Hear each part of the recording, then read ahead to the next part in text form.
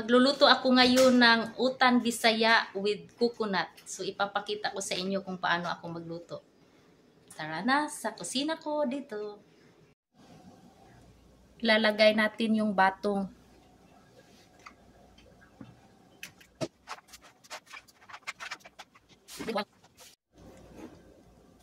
Yung isda na gagamitin ko guys ay mackerel. Nasa lata. Kasi wala akong fried fish. So substitute ko ito.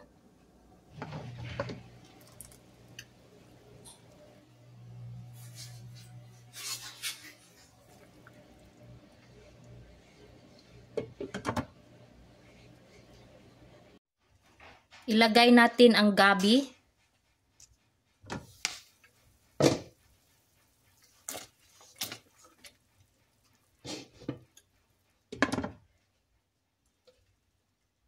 Lagyan natin ng salt tsaka yung ground black pepper. So kayo na ang bahala sa salt. Estimate ko lang yan. Wala akong measurement.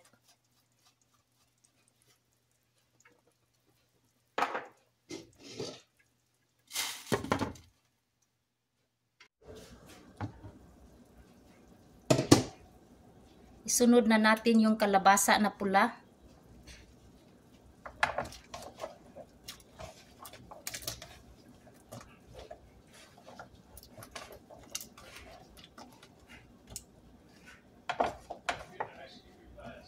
Isabay natin yung puti na kalabasa.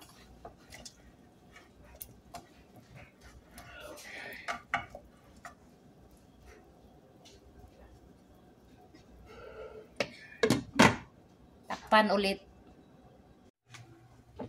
Lagay natin ang eggplant.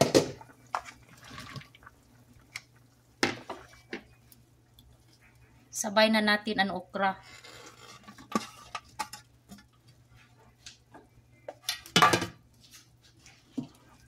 Haluin natin siya.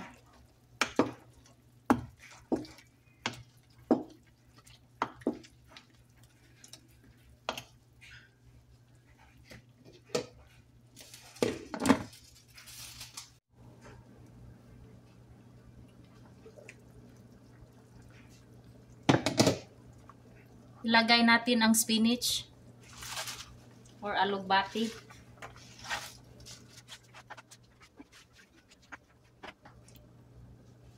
Lagyan natin siya ng coconut cream.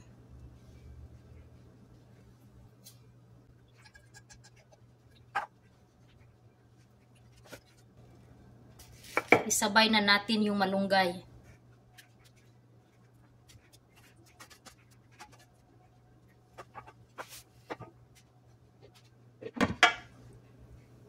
Bring to boil. Ayan, luto na siya.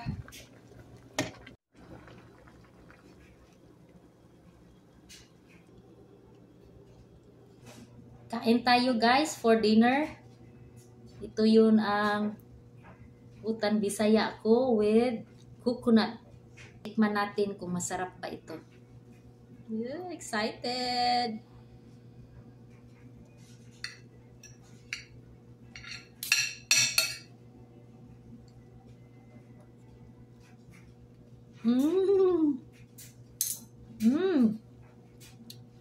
So try nyo guys magluto ng ganito.